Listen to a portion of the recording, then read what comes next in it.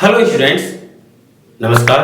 आज के इस वीडियो में हम पढ़ेंगे डिप्लोमा सेकंड सेमेस्टर मैकेनिक्स और इसके अंदर फर्स्ट चैप्टर चल रहा है system of forces. System of forces के अंदर हम एक लेक्चर पहले ले चुके हैं। अब ये जो सेकंड लेक्चर है इसमें हम शुरू करेंगे फोर्स से। ठीक है, फोर्स, बल, क्या परिभाषा होती है इसकी? देखो हिंदी मीडियम पढ़ा रहा हूं तो मैं यहाँ पर परिभाषा हिंदी में लिखूंगा। ये जो परिभाषा मैं लिख रहा हूं इसको आप एग्जाम में भी लिख सकते हैं क्योंकि ये बिल्कुल वैलिड है, हर जगह पर वैलिड है। तो क्या होता है बल की परिभाषा? वह कारक जो किसी वस्तु की अवस्था में परिवर्तन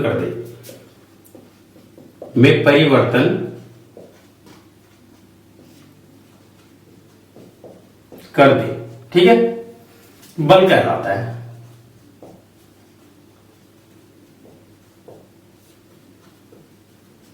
यहां पर कोमा लगाए, बल कहलाता है।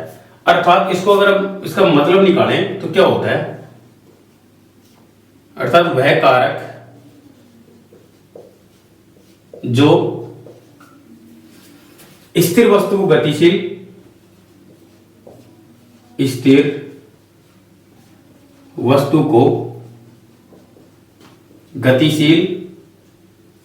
और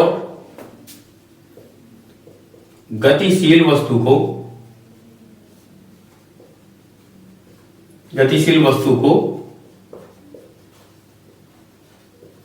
स्थिर अवस्था में ला दे, वह कारक बल कहलाता है।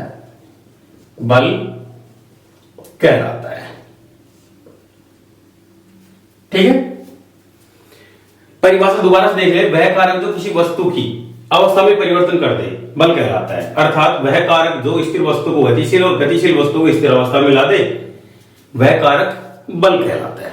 बल का मात्रक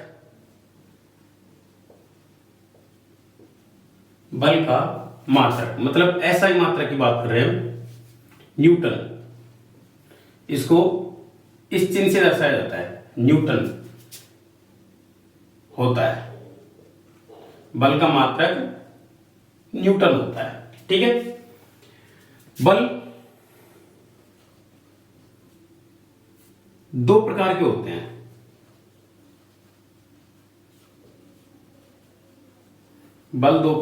हैं।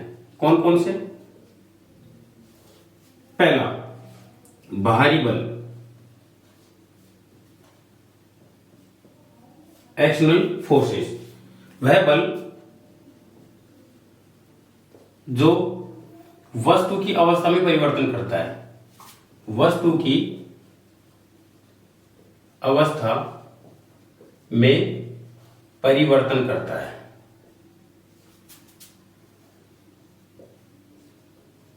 ठीक है, और उसके अलावा जो दूसरा बल है वो क्या है? आंतरिक बल।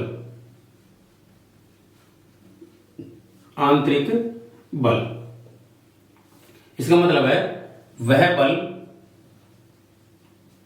जो वस्तु में विकृति उत्पन्न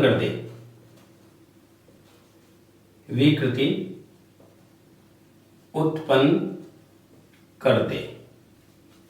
देखो, जैसे मान लीजिए कि हम कोई भी वस्तु के ऊपर बल लगाते हैं तो दो काम होते हैं, या तो वस्तु की अवस्था परिवर्तित होती है, या तो स्थिर है तो गतिशील हो जाती है, और गतिशील है तो वो स्थिर अवस्था में आ जाती है।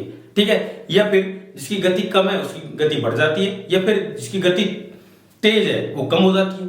ये तो होता है किसकी वजह से? भारी बल के कारण। उसके अलावा हम आंतरिक बल की बात करेंगे तो आंतरिक बल से क्या होता है? जैसे हम बल किसी वस्तु पर लगाते हैं तो उसी अवस्था में परिवर्तन न होकर उसके अंदर परिवर्तन हो जाता है, मतलब उसके आकार में परिवर्तन आ जाता है, उसका आकार बदल जाता है। एग्जाम्पल के तौर पर जैसे बैट से हम बॉल को जोर से मारते हैं तो एक तो उसकी गति में परिवर्तन होता है, ये तो हो गया इसका भारी बल। और जैसे बॉल थोड़ी बहुत डैमेज हो जाती है, धीरे धीरे ज्यादा चोट लगने से बॉल डैमेज हो जाती है, उसका आकार बिगड़ जाता है, तो ये हो गया उसका आंतरिक बल। ठीक है, तो बल दो प्रकार के हो गए। अब हम बात करेंगे बल के अभिलक्षण।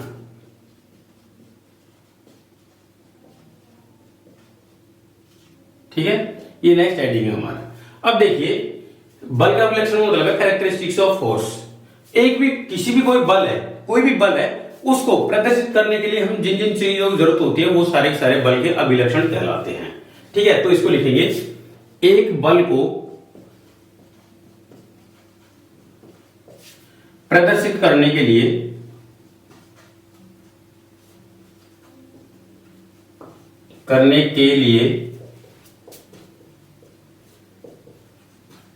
जिन कारकों की आवश्यकता होती है,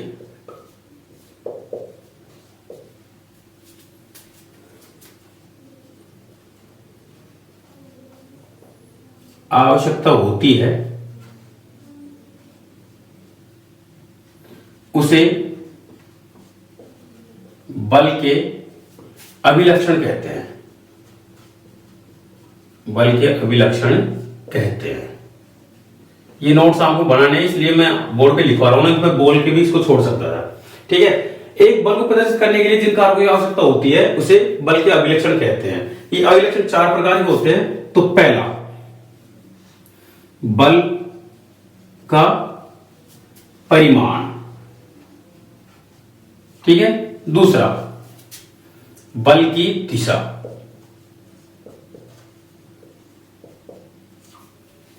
तीसरा, अनुप्रयोग बिंदु। ठीक है, और चौथा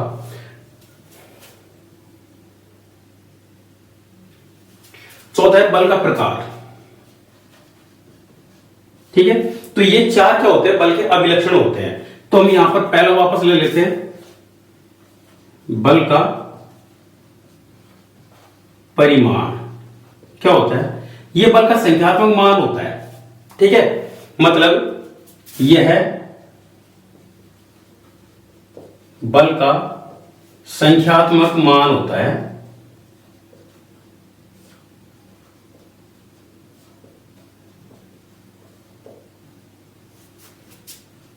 इसे न्यूटन से प्रदर्शित किया जाता है। न्यूटन से प्रदर्शित किया जाता है। ठीक है, यह बल का संख्यात्मक मान होता है, इसे न्यूटन से प्रदर्शित किया जाता है। एग्जाम्पल के तौर पर 5 न्यूटन, 2 न्यूटन, 1 किलो न्यूटन। ठीक है, इस तरह से ये क्या है? बल के परिमाण है। ठीक है, दूसरी बात करेंगे हम यहां पर बल की दिशा। देखिए बल क्या है? एक सदिश राशि है, क्योंकि बल की दिशा भी आ रही है यहां पर, इसका मतलब एक सदिश राशि है। तो बल की दिशा यह है बल किस दिशा में, बल किस दिशा में कार्यरत है उसे दिखाता है। मतलब बल किस दिशा में लग रहा है उसको दिखाती है बल की दिशा। ठीक है, बल अनुप्रयोग बिंदु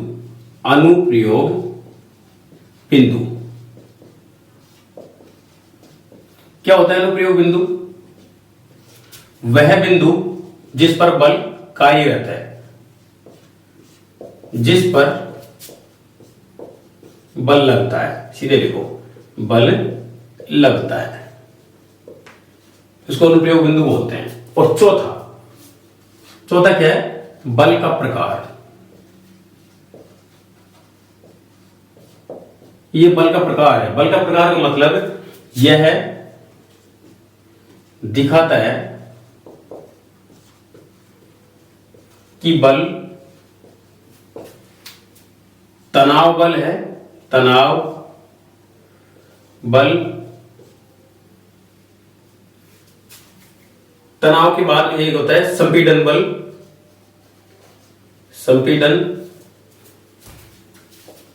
बल, या शियर फोर्स, शियर फोर्स क्या बोलते हैं एक तरीके से, इंग्लिश में लिख देता हूं मैं, हिंदी में याद नहीं आ रहा, शियर फोर्स है, ठीक है। तो ये 3 तरह के बल होते हैं। तो ये दिखाता है बल का प्रकार कैसा है, कि बल मतलब खींचने वाला है या फिर दबाने वाला है, या फिर शियर फोर्स मतलब एक हिस्से पर बल लग रहा है, दूसरे हिस्से पर बल नहीं लग रहा है। तो ये बल का प्रकार बताता है। मतलब यहां पर बल में 4 अभिलक्षण होते हैं, और 4 क्या क्या हो गए, ये मैंने लिखा गया, देखो। पहला बल का परिमाण, बल की दिशा, अनुप्रयोग बिंदु और प्रकार। तो ये हमारे बल के क्या हो गए, अभिलक्षण हो गए। बल की इकाई, बल की इकाई, यूनिट ऑफ फोर्स। देखिए बल की इकाई क्या होती है, बल बराबर फॉर्मूला क्या होता है, द्रव्यमान, द्रव्यमान इंटू त्वरण, ठीक है। देखो द्रव्यमान को लेते हैं किलोग्राम में, ठीक, त्वरण को लेते हैं मीटर प्रति सेकंड स्क्वायर में, ठीक है। तो किलोग्राम प्रति मीटर स्क्वायर, किलोग्राम मीटर प्रति सेकंड स्क्वायर, इसको न्यूटन भी बोला जाता है, या न्यूटन, ठीक है। मतलब हम ये बोल सकते हैं 1 न्यूटन बराबर 1 किलोग्राम मीटर पर सेकंड स्क्वायर, ये फॉर्मूला होता है। कभी कभी हमसे ये फॉर्मूला सीधे सीधे पूछ लिया जाता है, और ये किस पद्धति में है, एसआई यूनिट्स में। इसको हम एम कैसे बोले, फिर एसआई यूनिट्स में, बात एक ही है, ठीक है। इसके अलावा यहां पर बल का एक मात्रक और होता है, जो कई बार पूछा जाता है कि बल का एसआई सीजीएस पद्धति में मात्रक क्या होता है। तो सीजीएस सिस्टम में बल का मात्रक होता है डाइन, DYNE। डाइन का मतलब क्या होता है, अगर हम इन सभी चीजों को 1 डाइन इक्वल टू, इन सभी चीजों को हम बदल देंगे किसमें, सीजीएस पद्धति में। मतलब किलोग्राम को हम बदल देंगे ग्राम में, मतलब 10 की घात 1 किलोग्राम मतलब क्या होता है, 10 की घात 3 ग्राम, ठीक है, इनटू मीटर, मीटर बराबर क्या होता है, 10 की घात 2 सेंटीमीटर, ठीक है। और सेकंड सेकंड ही रहता है, तो सेकंड स्क्वायर ही रहेगा, ठीक है। अगर मैं इसको आगे लिखूं तो 10 की घात 3 ये रही, 10 की घात 2 ये, किलोमीटर हो गए 10 की घात 5, यहां पर 10 की घात 5 ग्राम सेंटीमीटर पर सेकंड स्क्वायर, ये हो जाएगा 1 डाइन बराबर, मतलब 1 डाइन बराबर होता है 10 की घात 5, मतलब 1 न्यूटन बराबर, ये मैं थोड़ा गलत लिख दिया, 1 न्यूटन बराबर होता है ये, 1 न्यूटन बराबर, ये जो चिन्ह होता है ना, 1 न्यूटन बराबर होता है 10 की घात 5 डाइन, इसको डाइन बोला जाता है, ये जो चिन्ह है इसको, ठीक है। तो ये चीज आप ध्यान रखें, कई बार ऑब्जेक्टिव में ये चीज आपसे पूछता है, ठीक है। तो ये हो गई हमारे बल की यूनिट। अब हम बात करेंगे बलों के प्रदर्शन के बारे में। तो मैं इस चीज को मिटा देता हूं, देखो आप लिख लें इसको, वीडियो को रोक कर लिख लें आप, अगर आपने नहीं लिखा है तो आप वीडियो को पीछे करके और सारी चीजों को लिख लें, क्योंकि ये एग्जाम की दृष्टि से बहुत ज्यादा इंपॉर्टेंट है, ठीक।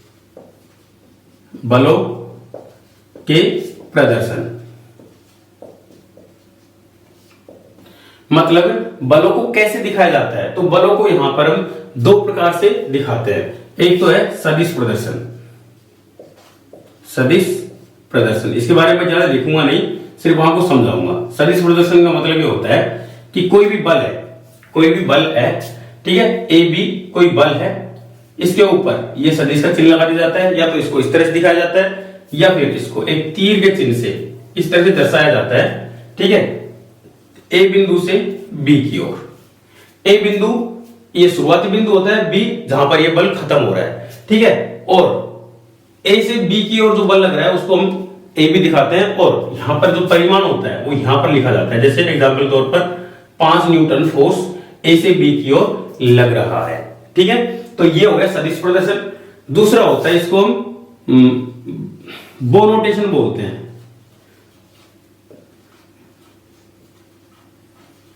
हिंदी में पता नहीं क्या बोलते हैं, पर मैं इंग्लिश में भी जानता हूं बो नोटेशन, आप इसको बो नोटेशन याद रखें। इंग्लिश में हो या हिंदी में, कोई दिक्कत नहीं है। इसमें क्या किया जाता है कि इसमें एक बिंदु दिखाया जाता है कि मान लो इस बिंदु पर से बल शुरुआत हो रही है और ये जा रहा है आगे की ओर इस दिशा में।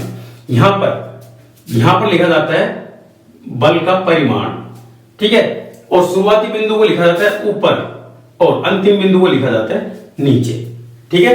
तो ये वो नोटेशन हो गया। इसको बहुत कम उपयोग किया जाता है, ज्यादातर उपयोग बलों के प्रदर्शन के दौरान सदिश प्रदर्शन ही को यूज किया जाता है, ठीक है। तो ये हो गया हमारा बलों का प्रदर्शन। बलों के प्रकार, टाइप्स ऑफ फोर्सेस। देखो बल 3 प्रकार के होते हैं, इनके नाम मैं लिख देता हूं यहां पर। सबसे पहले संपीड़न बल। अब ये संपीड़न बल होता क्या है, इसको मैं साथ साथ में इसकी परिभाषा लिखता चलता हूं। अगर मैं पहले तीनों लिख दूंगा फिर एक एक करके परिभाषा लिखूंगा तो थोड़ा टाइम लग जाएगा, ठीक है। तो वह बल जो वस्तु की लंबाई में कमी कर दे,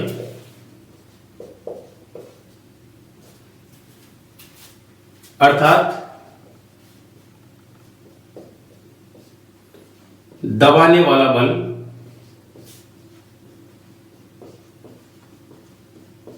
संपीड़न बल कहलाता है।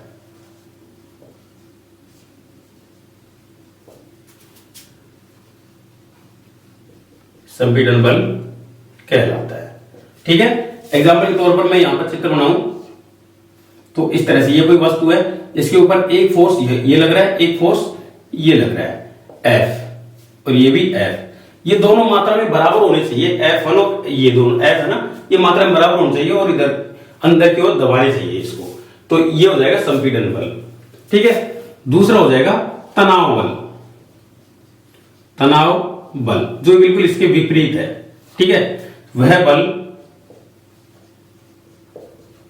जो वस्तु की लंबाई में वृद्धि कर दे, अर्थात खींचने वाला बल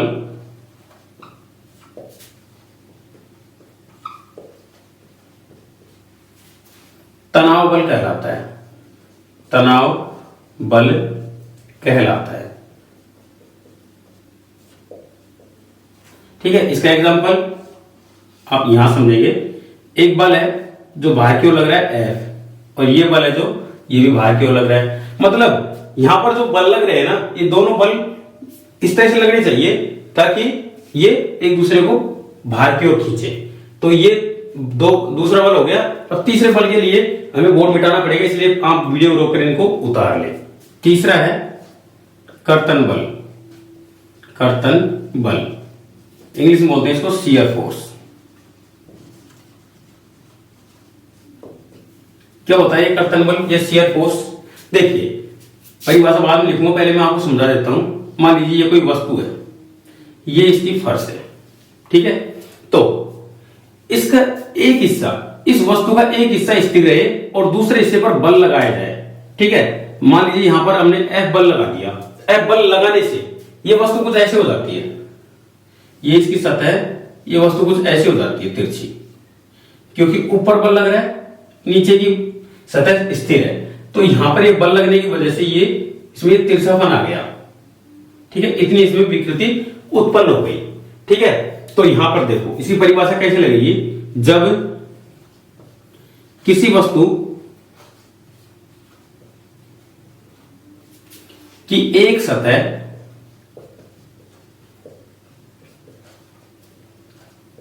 स्थिर रखकर दूसरी सतह पर स्पर्शीय बल लगाया जाए, स्पर्शीय बल लगाया जाए तो वस्तु में विकृति उत्पन्न होती है, विकृति उत्पन्न होती है। ठीक है, तो ये तो इस तरह तिरछा बल होता है ना, एक सतह रुकी हुई है, ऊपर बल लगा दिया, तो इस तरह के बल को बोलेंगे हम कर्तन बल, और इंग्लिश में बोलेंगे इसको शियर फोर्स। तो ये नेक्स्ट हमारा टॉपिक है क्रिया प्रतिक्रिया। क्रिया प्रतिक्रिया, देखो मान लीजिए कोई ये वस्तु है, ठीक है, ये कोई वस्तु है, ठीक है, ये जो नीचे जो सतह है, इस सतह को ये नीचे की ओर दबाती है, तो ये सतह भी इससे ऊपर की ओर दबाती है। मान लीजिए कि ये सतह इसके ऊपर ये बल लगा रही है, ठीक है, मान लो ये बल P है जो नीचे की ओर लगा रही है, तो ये जो नीचे सतह है ना, ये भी ऊपर की ओर एक बल लगाएगी जो मात्रा में इस P के बराबर होगा, ठीक है, और इसके दिशा में विपरीत होगा। तो ये जो बल P है ये तो क्रिया कहलाता है, और ये जो अपने आप लगता है ये प्रतिक्रिया बल कहलाता है। तो इसकी परिभाषा ऐसे लिखेंगे, माना कोई वस्तु P कोई वस्तु पर बल, या कोई वस्तु P पर बल लगता है, तो वह बल क्रिया बल कहलाता है, क्रिया कहलाती है। वस्तु पर बल लग रहा है तो क्रिया कहलाती है, ठीक है, और यह वस्तु इस बल के विपरीत दिशा में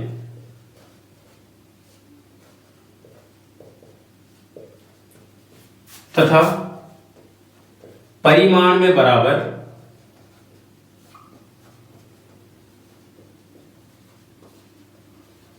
बल लगाती है, तो इसे प्रतिक्रिया बल कहते हैं, प्रतिक्रिया बल कहते हैं। इसको समझने के लिए मान लीजिए कि मैं एक और चित्र बना रहा हूं यहां पर, इस तरह से ये वस्तु है, इसका भार क्या लगा हुआ है, नीचे की ओर W लगा हुआ है, तो ये जो सतह है इसके ऊपर वापस एक और बल लगाएगी जो बराबर होगा किसके, W के परिमाण में और दिशा में विपरीत होगा, मतलब W बराबर R होगा यहां पर, ठीक है। तो ये क्या हो गया, हमारा क्रिया प्रतिक्रिया हो गया। हमारा टॉपिक है बल निकाय। बल निकाय, सिस्टम ऑफ फोर्सेस।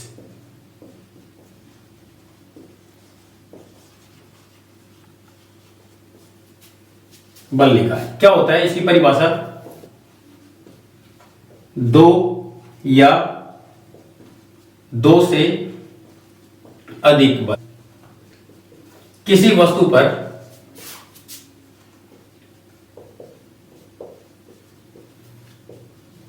कार्य करते हैं,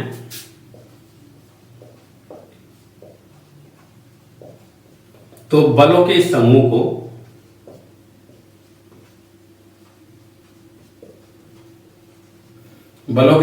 को बल निकाय कहते हैं। बल निकाय कहते हैं। ये परिभाषा आपको एग्जाम में ऐसे ही लिखनी है, अगर बल निकाय की परिभाषा आपसे पूछता है तो, ठीक है। तो बल निकाय, इसके क्लासिफिकेशन के बारे में बात करेंगे हम, मतलब बल निकाय का वर्गीकरण। बल निकाय का वर्गीकरण, ठीक, classification of system of forces. तो यहां पर बल निकाय को हम दो तरीके से बांट सकते हैं, एक तो तल के आधार पर और दूसरा संपर्क बिंदु के आधार पर। पहला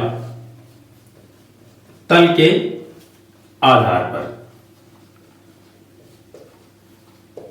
तल के आधार पर, ठीक है। तल के आधार पर बल दो प्रकार के होते हैं। पहला समतलीय बल। समतलीय बल क्या होते हैं? जब सभी बल एक ही तल में लगते हों, एक ही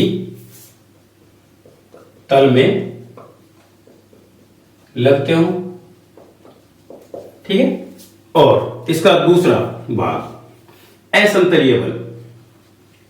असमतलीय बल, ये असमतलीय बल क्या होते हैं? जब सभी बल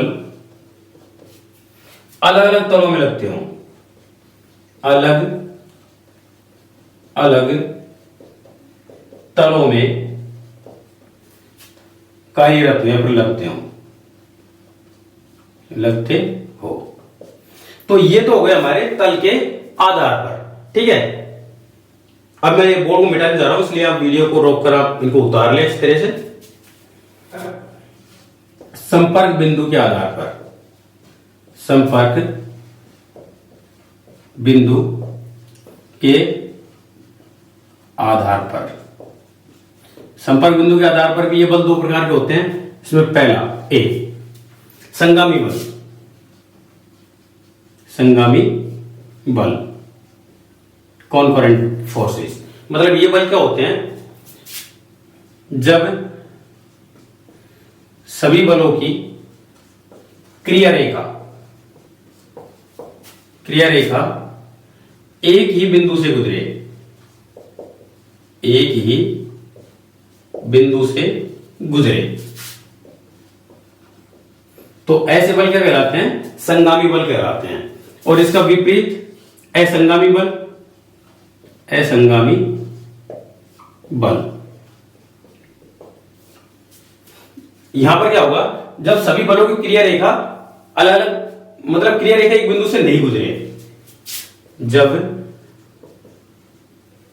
सभी बलों की क्रिया रेखा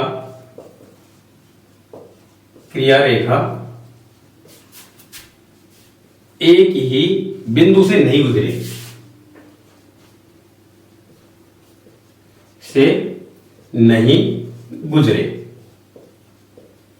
तो ऐसे बल क्या कहलाते हैं? असंगामी बल कहलाते हैं। अब देखिए हमारे पास में ये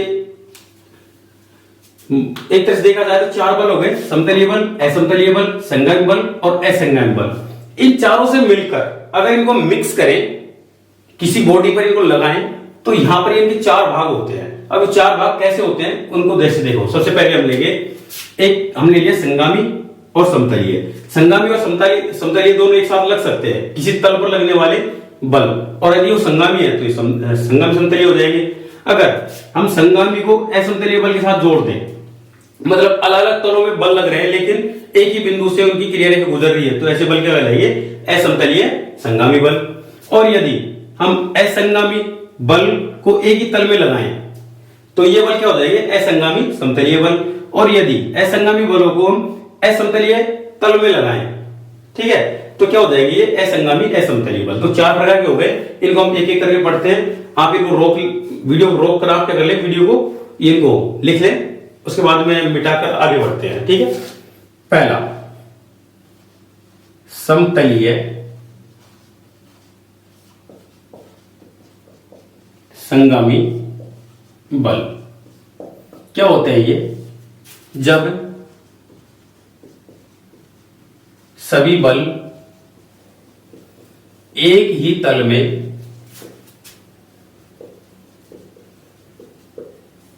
मौजूद हो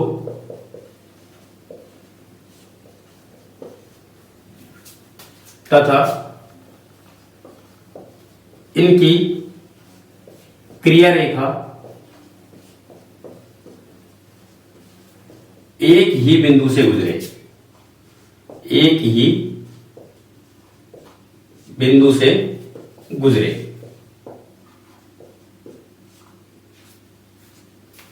तो ऐसे बल क्या कहलाएंगे? समतलीय संगामी बल। इसका एग्जांपल आप यहां पर समझेंगे। मान लीजिए कि ये कोई वस्तु है, ठीक है,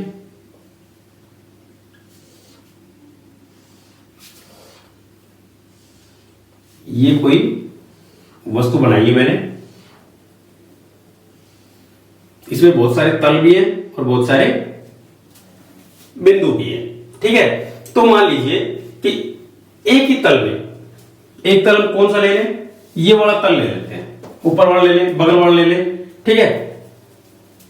मान लीजिए कि एक तल में ले लिया मैंने ये बिंदु, ये एक, ये बल हो गया F1, एक ले लिया हमने, ये ले लिया F2, ठीक है। मतलब एक ही तल में मौजूद है, ये भी इसी तल में है तो ये बिंदु भी इसी तल में है, F1 और F2, और ये दोनों एक ही बिंदु से गुजर रहे हैं, देखो, ठीक है। एक कॉमन बिंदु से मिल रहे हैं दोनों क्रिया रेखा, तो ये क्या हो जाएंगे, समतलीय संगामी बल। आप इस तल में ले सकते हैं, इसमें भी ले सकते हैं, नीचे वाले में ले सकते हैं, ऊपर वाले में ले सकते हैं, किसी भी तल में ले सकते हैं, मैंने तो ये एग्जांपल दिया है, ठीक है। तो ये क्या हो गया, समतलीय संगामी बल। अगर हम बात करें दूसरे वाले की, तो मैं यहां पर बदल देता हूं, इसको मैं बदल देता हूं असमतलीय संगामी बल, ठीक है। असमतलीय संगामी बल कैसे हो जाएंगे कि जब सभी बल अलग अलग तल में मौजूद हो, ठीक है। तो मैं यहां पर मिटा के इसकी परिभाषा में थोड़ा परिवर्तन कर देता हूं, जब सभी बल अलग अलग तल में, यहां पर बदल देता हूं मैं, भिन्न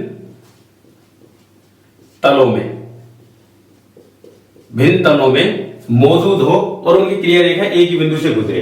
तो ये कैसे संभव है, ये इस तरह से है, देखो मैं यहां पर इसका चित्र बनाता हूं, आप चित्र बना लीजिए वीडियो रोककर, जो मैंने पहले वाला बनाया था, अब इसको भी आपको अपनी कॉपी में लिखना है। देखो मान लीजिए कि एक बल ये लग रहा है,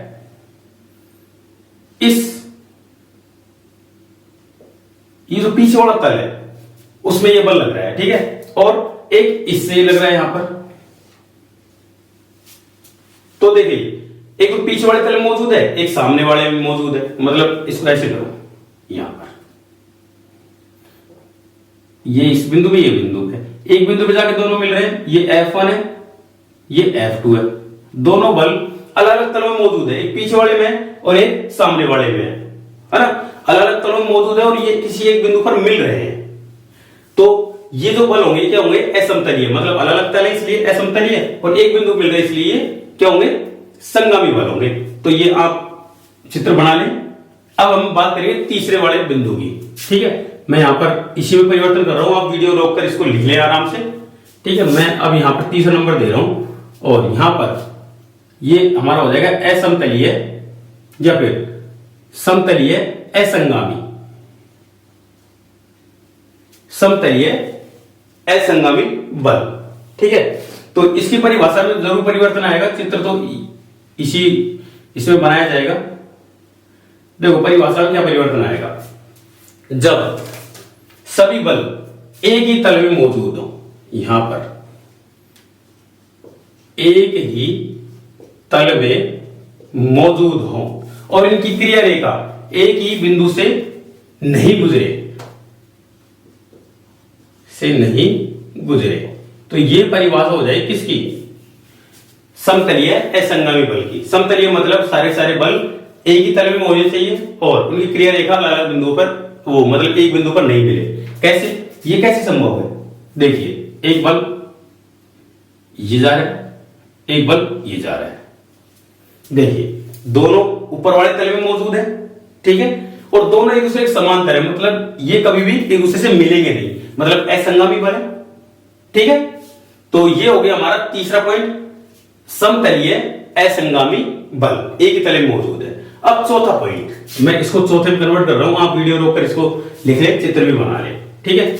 अब मैं यहां पर कन्वर्ट कर रहा हूं, इसको चौथा बिंदु दे रहा हूं, यहां पर हो जाएगा असमतलीय असंगामी बल, मतलब जब सभी बल एक तल की जगह हो जाएगा भिन्न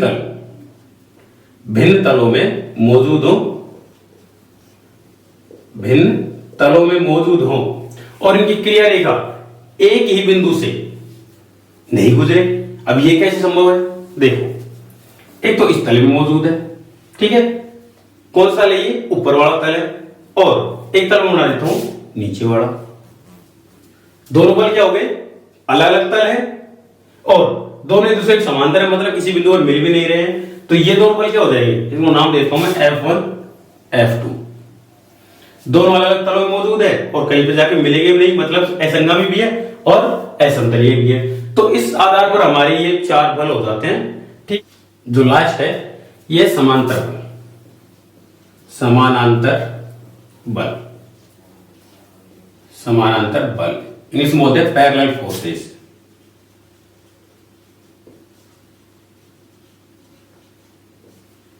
ठीक है, पैरेलल फोर्सेस क्या होते हैं, जब सभी बलों की क्रिया रेखाएं एक दूसरे के समांतर हों तो बल समानांतर बल कहलाते हैं। आप इस परिभाषा को लिख सकते हैं, जब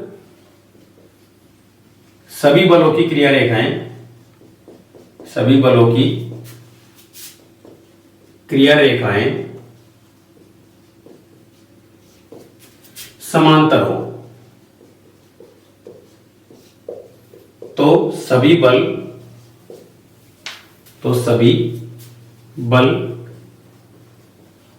समांतर बल कहलाते हैं, समांतर बल कहलाते हैं। ठीक है, सभी बल समांतर बल कहलाते हैं। ये दो प्रकार के होते हैं, ठीक है, जिसमें एक पॉइंट बनाकर लिख रहा हूं मैं, सदृश समांतर बल, समांतर बल। सदृश समांतर बल क्या होता है, परिभाषा नहीं लिखूंगा, आप वैसे समझ लो। जब सभी बलों की क्रिया रेखाएं, मतलब सब क्रिया रेखाएं एक ही दिशा में हो तो ये सदृश समांतर बल कहलाते हैं। इस तरह से सबकी दिशा एक ही है ऊपर की तरफ। और दूसरा बिंदु असदृश, असदृश समानांतर बल, समानांतर बल। इसमें क्या होता है कि सारे बल एक दिशा में न होकर एक दूसरे के विपरीत होते हैं, लेकिन होते सब एक दूसरे के समांतर ही है। ठीक है, इस तरह से ये सारे सब बल एक दूसरे के क्या है, समांतर है, लेकिन ये ऊपर की ओर, ये नीचे की ओर, ये ऊपर की ओर, ये नीचे की ओर, तो ये अदृश्य समांतर बल हो गया, ये सदृश समानांतर बल हो गए। तो ये थे हमारे बलों के टाइप्स। ठीक है, नेक्स्ट बात करेंगे हम साम्यावस्था की, साम्यावस्था या संतुलन।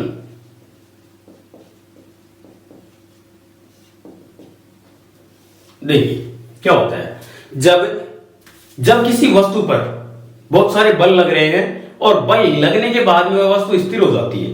ठीक है, मतलब उन बलों के प्रभाव के कारण वस्तु में कोई गति नहीं होती, या फिर गति है तब भी वो उसमें सारे बल एक दूसरे को खत्म कर देते हैं। तो उस स्थिति में यहां पर जो वस्तु है वो संतुलन की स्थिति में आ जाती है, उसे साम्यावस्था भी कहते हैं। ठीक है, जब इसी परिभाषा लिख रहा हूं मैं, जब वस्तु पर लगने वाले बलों के प्रभाव से वस्तु की स्थिति अपरिवर्तित रहती है, वस्तु की स्थिति अपरिवर्तित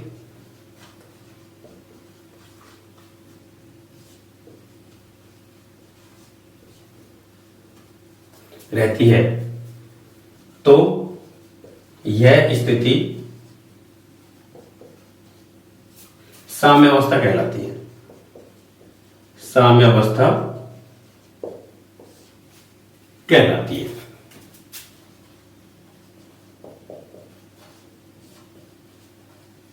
इस स्थिति में क्या होता है, सिग्मा एच बराबर 0, मतलब हॉरिजॉन्टल या क्षैतिज दिशा में लगने वाले सभी बलों का मान क्या होता है, 0 होता है। और इसी प्रकार से सिग्मा वी ऊर्ध्वाधर दिशा में लगने वाले सभी बलों का मान भी 0 होता है। तो ये हो गई हमारी साम्यावस्था या संतुलन की स्थिति। अब अगला जो टॉपिक है हमारा वो हो गया हमारा साम्यकारी बल, साम्यकारी बल। देखो वह बल जो वस्तु को साम्यावस्था में ला दे, साम्यावस्था में ला दे। साम्यावस्था में ला दे। साम्यकारी बल कहलाता है। साम्यकारी बल कहलाता है।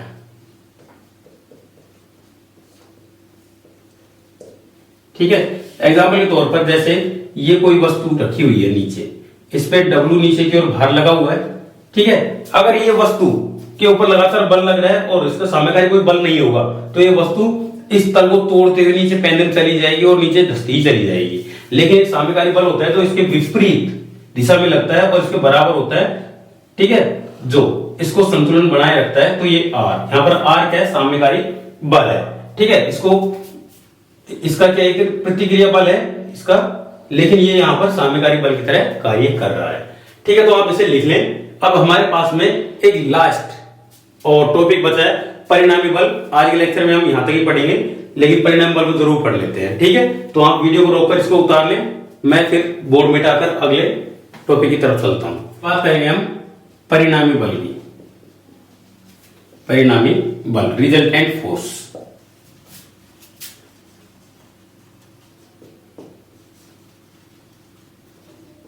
रिजल्टेंट फोर्स क्या होता है? ये देखिए, किसी वस्तु पर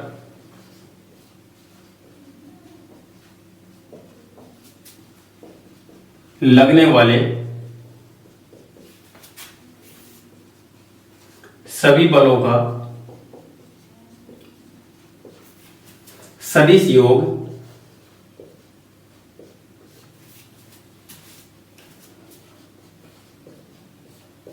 परिणामी बल कहलाता है।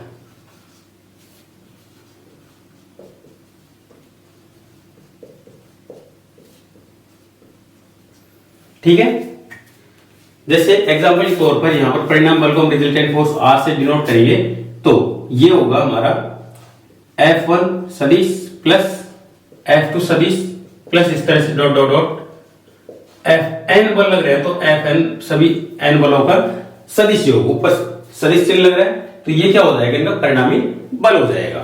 ठीक है बच्चों। तो इस प्रकार से हमारे आज की वीडियो में बस हम इतना ही पढ़ेंगे। बाकी जो बचे हुए टॉपिक है वो हम अगले लेक्चर में पढ़ेंगे।